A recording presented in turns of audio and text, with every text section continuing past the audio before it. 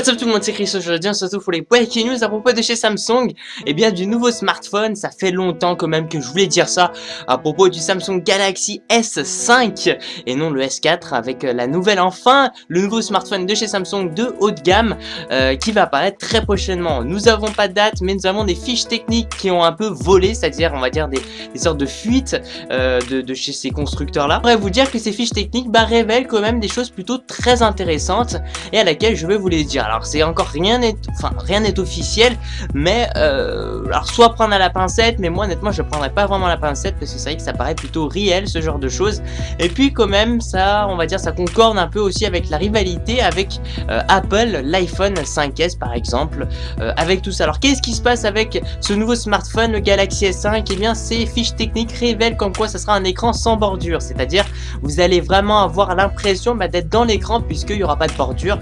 Ça peut paraître relou sur certains téléphones portables comme serait l'iPhone. Moi j'ai l'iPhone et t'as carrément des espaces noirs tout autour et t'as pas que l'écran quoi, alors que là ce sera vraiment l'écran en entier. Il y aura vraiment pas de bordure grisaille en fait autour, donc ça sera plutôt ça sera chouette, un peu comme une sorte d'écran incurvé. Attention, c'est pas un écran incurvé, c'est un écran simple. Un écran incurvé, c'est à dire qu'il fait aussi sur le côté un peu un écran souple en fait finalement, qui arrivera aussi bien sûr comme je vous l'avais déjà dit. Je crois pas que c'était avec HTC, mais c'était avec LG, le LG G2 je crois, là, un truc comme ça. Bref, donc qui comportera le Galaxy S5, un lecteur d'empreintes digitales aussi. Alors attention, ça sera pas sur l'écran. D'ailleurs au début, la firme, enfin Samsung en fait au début voulait absolument rendre un lecteur d'empreintes digitales sur tout l'écran, mais finalement ça coûtait trop cher, hein. Le prix du revient de l'appareil et surtout de la vente en fait au niveau des appareils, ça allait coûter trop cher, c'était quasiment impossible après de les vendre.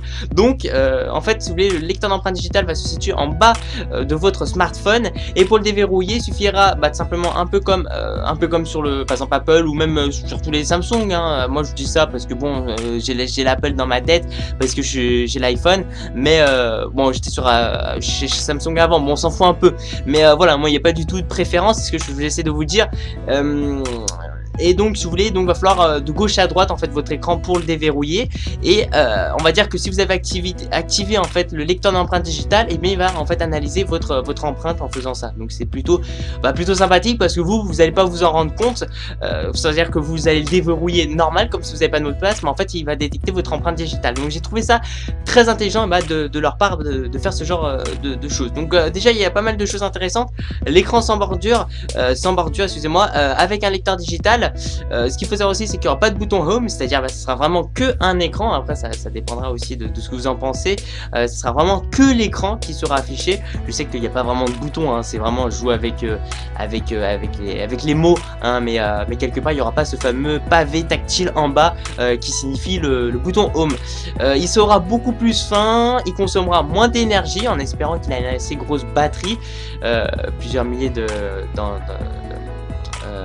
milliampères, excusez-moi, avec aussi au niveau de la sensibilité, elle sera grandement améliorée, c'est-à-dire que le tactile, normalement, voilà, votre téléphone sera beaucoup plus sensible, que celui du Samsung Galaxy S4. Bien sûr, on attend tout ça, on va dire un peu le véridique, c'est-à-dire que l'annonce officielle par Samsung pour voir si c'est juste ce que je suis en train de vous dire, mais en tout cas, c'est vrai que ça a l'air de se confirmer petit à petit. Donc, des choses pour l'instant peut-être à prendre à la pincette ou il y a une semaine, mais qui maintenant on va dire monte de plus en plus en grade et finalement va se révéler un peu vrai. J'ai une question pour vous aussi, vous pouvez me le dire dans la barre des commentaires. Qu'est-ce que vous préférez entre bien sûr l'iPhone 5S ou le Samsung Galaxy S5 qui va arriver, plutôt le S4, hein, parce que le S5 on peut pas vraiment juger deux appareils comme ça, mais d'après ce que je vous dis, est-ce que vous pensez qu'il va y avoir une inclinaison, est-ce qu'il y aura un smartphone qui va prendre le dessus sur l'autre? On pourrait aussi se la poser. Attention, moi je veux pas une guerre dans la barre des commentaires, c'est pas mon but.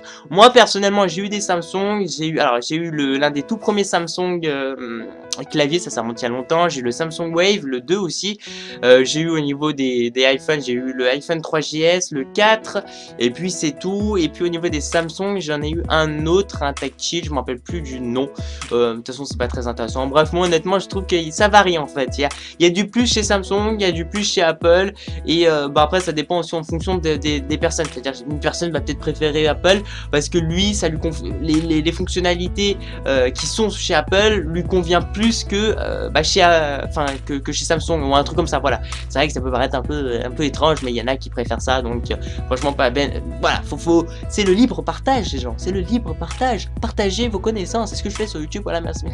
Merci de mettre un petit j'aime à la vidéo, ça fait super plaisir, j'ai dit n'importe quoi. De me suivre sur ma page Facebook personnelle, puis je vous dis à la prochaine, ciao, ciao, peace out.